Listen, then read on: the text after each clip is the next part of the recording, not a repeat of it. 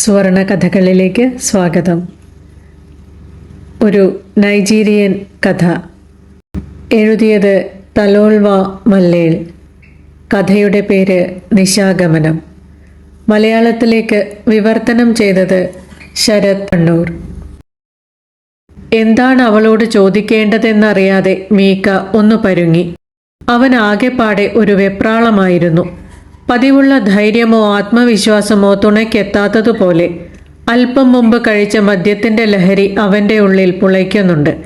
എന്നാലും എന്തോ ഒരു സങ്കോചം പോലെ. അവസാനം താനൊരു ഭീരുവും മടയനുമാണെന്ന് അവൾ കരുതുമോ എന്ന ഭയം ഒന്നുകൊണ്ട് മാത്രം തൊണ്ട ശരിയാക്കി അല്പം ഉറക്കെ തന്നെ അവൻ ചോദിച്ചു, എന്താ പേര്? തുമൈനിയുടെ അമ്മ എന്ന് വിളിച്ചോളൂ. അവൾ തല ഉയർത്താതെയാണ് പറഞ്ഞത്. നിലത്തു വിരിച്ച പായയിൽ കുട്ടിയെ ഉറക്കുകയായിരുന്നു അവൾ. പെട്ടെന്ന് കുട്ടി നിർത്താതെ ചുമയ്ക്കാൻ തുടങ്ങി. അതിൻ്റെ വന്യതയിൽ ആ കുഞ്ഞു ശരീരം കുലുങ്ങി വിറച്ചുകൊണ്ടിരുന്നു. മീക്ക കുനിഞ്ഞിരുന്ന് കുട്ടിയെ സൂക്ഷിച്ചു നോക്കി. ചുട്ടുപൊള്ളുന്ന കൊച്ചു നെറ്റിത്തടത്തിൽ വിയർപ്പുമണികൾ നിറഞ്ഞു നിൽക്കുന്നത് അവൻ കണ്ടു. കുട്ടിയെ ഡോക്ടറെ കാണിച്ചില്ലേ? സ്വാഭാവികമായ ഒരു ചോദ്യം ചോദിക്കാൻ കഴിഞ്ഞതിൽ അവന് അപ്പോൾ കുറച്ചൊന്നുമല്ല ആശ്വാസം തോന്നിയത്. ആശുപത്രിയിൽ പോയിട്ടെന്താ? അവിടെ ഒരു ആസ്പിരിൻ ഗുളിക പോലുമില്ല, അവൾ പറഞ്ഞു. അവളുടെ മൃദുവായ തലോടലിൻ്റെ ആശ്വാസം നുകർന്ന് കുട്ടി ഉറക്കത്തിലേക്ക് അലിഞ്ഞു. എങ്കിലും അവൻ്റെ കുരുന്നു നെഞ്ചിൻകൂടിനുള്ളിൽ നിന്നും ശ്വാസഗതിക്കൊപ്പം ദയനീയമാം വിധം ഒരു കുറുകൽ ഉയരുന്നുണ്ടായിരുന്നു. ഒരു ചാക്കു കഷണമെടുത്ത് അവൾ കുട്ടിയെ പുതപ്പിച്ചു. അവൾ കത്തിച്ചുവച്ച കൊതുകുതിരിയിൽ നിന്നും ചുറ്റിത്തിരിഞ്ഞുയർന്ന പുക പായയുടെ മുകളിൽ കനത്തു നിന്നു. ഉറക്കത്തിനിടയിൽ കുട്ടി പലപ്പോഴും ഞെട്ടിപ്പിടയുകയും ചുമയ്ക്കുകയും ചെയ്തു. അപ്പോഴൊക്കെ അവൾ അവനെ വാത്സല്യത്തോടെ തലോടിക്കൊണ്ടിരുന്നു. കർത്താവ് നിന്റെ സൂക്കേട് വേഗം മാറ്റിത്തരട്ടെ, അവൾ മന്ത്രിച്ചു. അമ്മയുടെ കൊച്ചു പോരാളിക്ക് ആയുസ്സും ആരോഗ്യവും ഉണ്ടാകട്ടെ. പിന്നെ ഒരു കുഞ്ഞിനെ പോലെ ശബ്ദം താഴ്ത്തി അവൾ തുടർന്നു, പോരാളികൾ പട്ടിണി കിടക്കാൻ പാടില്ല. ശരിയാണ്, പോരാളികൾ പട്ടിണി കിടന്ന് മരിക്കേണ്ടവരല്ല, അവർ കൊല്ലപ്പെടാറാണ് പതിവ്. ഈ ദുരിതത്തേക്കാൾ നല്ലത് അതുതന്നെയാണ്. വേദന തുളുമ്പിയ സ്വരത്തിൽ അവൾ പറഞ്ഞു. വിശപ്പും രോഗവും കൊണ്ട് ഇഞ്ചിഞ്ചായി മരിക്കുന്നതിലും ഭേദം ഒരു വെടിയുണ്ട തലയിൽ തുളച്ചു കയറുന്നതാണ്. അതല്ല ഞാൻ ഉദ്ദേശിച്ചത്. പട്ടാളക്കാരും ചിലപ്പോഴൊക്കെ പട്ടിണി കിടക്കാറുണ്ടല്ലോ ഭക്ഷണം കിട്ടാത്ത സമയത്ത്. അവൾ അതിന് മറുപടിയൊന്നും പറഞ്ഞില്ല. ഏതോ ചിന്തയുടെ ആഴങ്ങളിലേക്ക് അവൾ മുങ്ങിപ്പോയിരുന്നു. അവൻ പറഞ്ഞതൊരു പക്ഷേ അവൾ കേട്ടിട്ടു തന്നെ ഉണ്ടാവില്ല. പിന്നീട് എപ്പോഴോ മുറിയിൽ മറ്റാരുമില്ലെന്ന മട്ടിൽ തന്നോടു തന്നെ എന്ന പോലെ അവൾ പറഞ്ഞു, തുമൈനിയുടെ അച്ഛനും പട്ടാളക്കാരനായിരുന്നു. ആയിരുന്നെന്നോ? മീക്ക ആകാംക്ഷയോടെ ചോദിച്ചു. ധീരനായ പട്ടാളക്കാരനായിരുന്നു അദ്ദേഹം. ധൈര്യത്തിലും ശക്തിയിലും അദ്ദേഹത്തിനൊപ്പം നിൽക്കാൻ ആരുമുണ്ടായിരുന്നില്ല. അന്ന് ഞങ്ങളുടെ ജീവിതം എത്ര നല്ലതായിരുന്നു. ഒന്നിനും ഒരു കുറവുമുണ്ടായിരുന്നില്ല. ആ കാലമൊക്കെ കഴിഞ്ഞു. ഇന്ന് ജീവിതത്തിന് എടുത്താൽ പൊങ്ങാത്ത ഭാരമാണ്. കഷ്ടപ്പാടും രോഗവും ദുരിതങ്ങളും മാത്രം. നിസ്സാരമായ വസ്തുക്കൾ പോലും പടവെട്ടിയാലേ കിട്ടൂ. എല്ലാത്തിനും തീ പിടിച്ച വിലയും.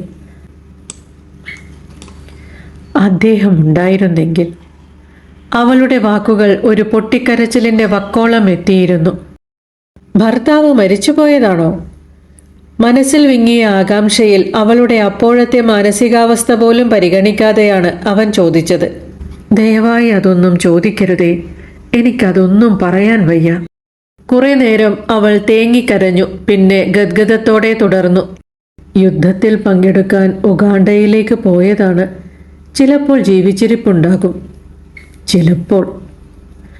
മീക്ക പിന്നെയൊന്നും ചോദിച്ചില്ല. കുട്ടി അപ്പോഴേക്കും നല്ല ഉറക്കം പിടിച്ചിരുന്നു. കുറച്ചുനേരം കൂടി കുട്ടിയെ തലോടിക്കൊണ്ട് അവൾ അവിടെ തന്നെ ഇരുന്നു. അപ്പോഴൊക്കെ അവളുടെ മനസ്സ് മറ്റെവിടെയൊക്കെയോ സഞ്ചരിക്കുകയാണെന്ന് അവന് തോന്നി. പിന്നീട് മുനിഞ്ഞു കത്തിക്കൊണ്ടിരുന്ന പാട്ടവിളക്ക് ഊതിക്കെടുത്തിയിട്ട് മീക്കയുടെ മുന്നിൽ അവൾ വിധേയത്വത്തോടെ കിടന്നു. എല്ലാം കഴിഞ്ഞ് അവളുടെ ശരീരത്തിൽ നിന്നും വേർപെടുമ്പോൾ അത്തരം സന്ദർഭങ്ങളിൽ തനിക്ക് അനുഭവപ്പെടാറുള്ള പരാജയബോധം അന്ന് അവനെ സ്പർശിച്ചില്ല. അവളിൽ നിന്നും പൂർണ്ണ സംതൃപ്തി ലഭിച്ചിരുന്നെങ്കിലും അജ്ഞാതമായ ഒരു അസ്വസ്ഥത തൻ്റെ മനസ്സിനെ മഥിക്കുന്നതായി അവന് തോന്നി. കുറേ നേരം അവൻ അവിടെ തന്നെ കിടന്നു. പായയിൽ നിന്നുയർന്ന ആയാസമേറിയ ശ്വാസഗതി അസ്വസ്ഥമായ തൻ്റെ നിശ്വാസങ്ങളുമായി ചേർന്ന് കൂടുതൽ അസുഖകരമായ ഒരു അന്തരീക്ഷത്തിലേക്ക് വളരുന്നതായി അവന് തോന്നി. ആ അവസ്ഥയിൽ നിന്നും താൻ എപ്പോഴാണ് ഉറക്കത്തിലേക്ക് വഴുതി ഇറങ്ങിയതെന്നോ അതിനുശേഷം ഒരു ഉൾഭയത്തോടെ ഞെട്ടിപ്പിടഞ്ഞെഴുന്നേറ്റതെന്നോ അവന് ഓർമ്മയില്ലായിരുന്നു. മീക്ക എഴുന്നേറ്റിരുന്ന് ഒരു സിഗരറ്റിനു തീ കൊളുത്തി. കൊതുകുതിരി എപ്പോഴോ കത്തിത്തീർന്നിരുന്നു. കൊതുകുകൾ ആരോടോ ദേഷ്യം പ്രകടിപ്പിക്കുന്നത് പോലെ ശക്തിയായി മൂളിക്കൊണ്ടിരുന്നു. കുറച്ചുനേരം കൂടി ഇരുട്ടിലേക്ക് തുറിച്ചു നോക്കിക്കൊണ്ട് അവൻ അങ്ങനെയിരുന്നു. എന്തോ ഒന്ന് മനസ്സിനെ ഞെരിക്കുന്നതായി അവന് തോന്നി. പക്ഷേ അതെന്താണെന്നു മാത്രം മനസ്സിലായില്ല. പെട്ടെന്നാണ് മുറിയിൽ വിങ്ങിപ്പൊട്ടി നിൽക്കുന്ന നിശബ്ദതയെക്കുറിച്ച് അവൻ ബോധവാനായത്. തൻ്റെ വായ വരളുന്നതും തലയ്ക്കുള്ളിൽ ഒരു പെരുപെരുപ്പുയരുന്നതും അവൻ അറിഞ്ഞു. അവൻ സിഗരറ്റ് കെടുത്തി കട്ടിലിൽ നിന്ന് എഴുന്നേറ്റു. ഇരുട്ടിൽ ഒരവ്യക്ത രൂപം പോലെ കിടക്കുന്ന കുട്ടിയുടെ അടുത്തെത്തി അവൻ സൂക്ഷിച്ചു നോക്കി. ആ കുഞ്ഞു ശരീരത്തിന് അപ്പോൾ അനക്കമുണ്ടായിരുന്നില്ല. വിളക്ക് കത്തിക്കാൻ എന്തുകൊണ്ടോ അവന് അപ്പോൾ ധൈര്യം വന്നില്ല. ക്രമേണ അവൻ്റെ കണ്ണുകൾ അന്ധകാരവുമായി കുറെ കൂടി പൊരുത്തപ്പെട്ടു. അവൻ കുട്ടിയെ തൊട്ടുനോക്കി. കുട്ടിയുടെ ചേതനയറ്റ ശരീരത്തിൻ്റെ തണുപ്പ് വിരലിലേക്ക് പടരുന്നത് അവൻ അറിഞ്ഞു. അവൻ ആ കുഞ്ഞു ശരീരത്തിലേക്ക് തുറിച്ചു നോക്കിക്കൊണ്ടിരുന്നു. പ്രഭാതത്തിൻ്റെ നേർത്ത വെളിച്ചത്തിൽ ഇപ്പോൾ ആ രൂപം കുറെ കൂടി വ്യക്തമായിരുന്നു. തുമൈനിയുടെ അമ്മ ഉറക്കത്തിൽ എന്തൊക്കെയോ പിറുപിറുത്തു. ഒന്നിളകിയതിനു ശേഷം അവൾ വീണ്ടും നിദ്രയിലമർന്നു. അവളുടെ ശ്വാസഗതി ഉറക്കത്തിൻ്റെ ആഴങ്ങളിലേക്ക് എത്തുന്നതുവരെ മീക്ക അനങ്ങാതെ അവിടെ തന്നെ നിന്നു. പിന്നെ അവൻ വീണ്ടും കട്ടിലിൽ ചെന്നിരുന്ന് ഒരു സിഗരറ്റ് കൂടി കത്തിച്ചു. അവൻ്റെ മനസ്സ് പലവിധ ചിന്തകളിൽ കുരുങ്ങിക്കിടക്കുകയായിരുന്നു. പിന്നീടവൻ വസ്ത്രങ്ങൾ എടുത്തണിയാൻ തുടങ്ങി. അതിനുശേഷം പായയിലെ നിർജീവ ശരീരത്തിലേക്ക് അവൻ കുറച്ചുനേരം കൂടി നോക്കി നിന്നു. ഇനിയും തനിക്കിവിടെ നിൽക്കാനാവില്ല. ഉടനെ പോകണം. നേരം വെളുത്താൽ ശവസംസ്കാരം കഴിയുന്നതുവരെ കാത്തു നിൽക്കേണ്ടി വരും. അതുകൊണ്ട് സമയനഷ്ടം മാത്രമേ ഉണ്ടാകൂ. മീക്കയുടെ കൈ യാന്ത്രികമായി കുപ്പായ കീശയിലേക്ക് നീണ്ടു. പേഴ്സിൽ നിന്നും കുറെ നോട്ടുകൾ വലിച്ചെടുത്ത് അതെത്രയുണ്ടെന്നു പോലും നോക്കാതെ കട്ടിലിനടുത്തുള്ള സ്റ്റൂളിന്മേൽ വച്ചു. അതിൻ്റെ മുകളിൽ വിളക്കും എടുത്തു വച്ചു. കൊളുത്തു മാറ്റുമ്പോൾ വാതിൽ ചെറുതായി ഞരങ്ങി. ഒരു നിമിഷം മീക്ക സംശയത്തോടെ നിന്നു. അവൻ്റെ ഹൃദയം ശക്തിയായി മിടിച്ചുകൊണ്ടിരുന്നു. കട്ടിലിൽ നിന്നും അനക്കം എന്തെങ്കിലുമുണ്ടോ എന്നവൻ ശ്രദ്ധിച്ചു. അവൾ ഒന്നിളകി. അല്ല, പോവാണോ? ഉറക്കച്ചടവോടെ അവൾ ചോദിച്ചു. അതെ, അവൻ പറഞ്ഞു. ഇത്ര നേരത്തെയോ? അല്ലെങ്കിൽ വണ്ടി കിട്ടില്ല. എനിക്കാണെങ്കിൽ ഇന്നു തന്നെ ഈ സ്ഥലം വിടണം. ശരിയാണ്, അവന് ഇന്നു തന്നെ പോകേണ്ടതുണ്ട്. രാത്രിയാകുമ്പോഴേക്കും ദാറുസലാമിലെത്തണം. ഈ പട്ടണത്തിൻ്റെ വിരസതയിൽ അവൻ വീർപ്പുമുട്ടാൻ തുടങ്ങിയിട്ട് 2 ദിവസമായി.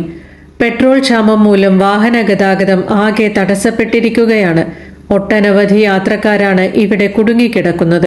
ഒരു വാഹനത്തിനു വേണ്ടിയുള്ള ചോര നീരാക്കുന്ന നിഷ്ഫലമായ അന്വേഷണങ്ങളിൽ നിന്നും തൽക്കാലത്തേക്കെങ്കിലും രക്ഷപ്പെടാൻ വേണ്ടിയാണ് ഒരു രാത്രി എല്ലാം മറന്ന് ആനന്ദിക്കാൻ മീക്ക തീരുമാനിച്ചത്.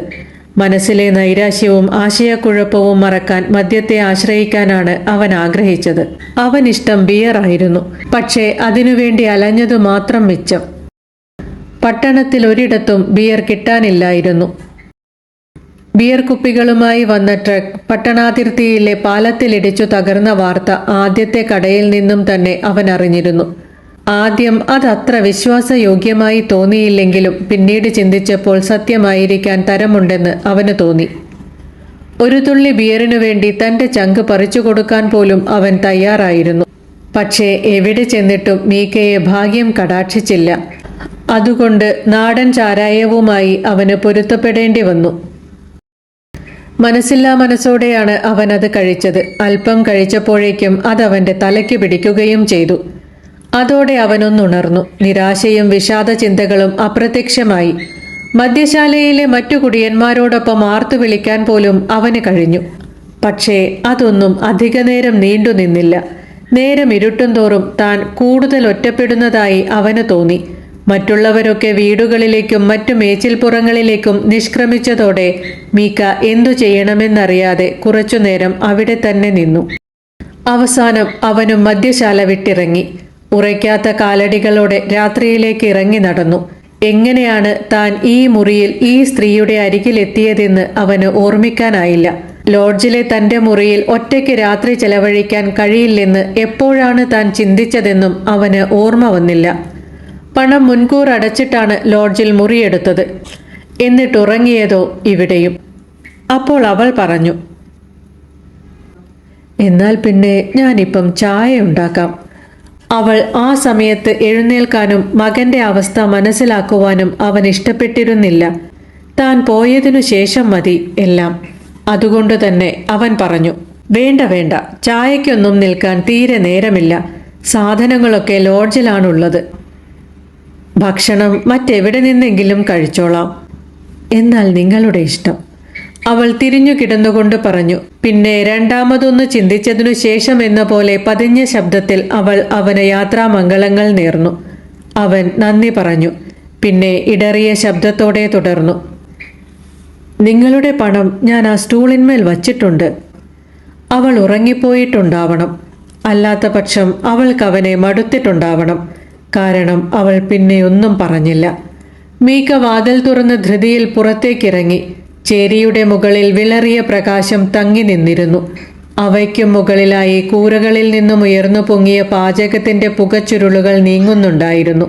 മറ്റൊരു ദിവസത്തിന്റെ വരവിനെ അറിയിച്ചുകൊണ്ടെന്ന പോലെ കാലുകൾ നീട്ടിവച്ച് മീക്ക ധൃതിയിൽ നടന്നു. മറ്റൊരു കഥയുമായി വീണ്ടും കാണാം. പ്രതീക്ഷയോടെ. നന്ദി.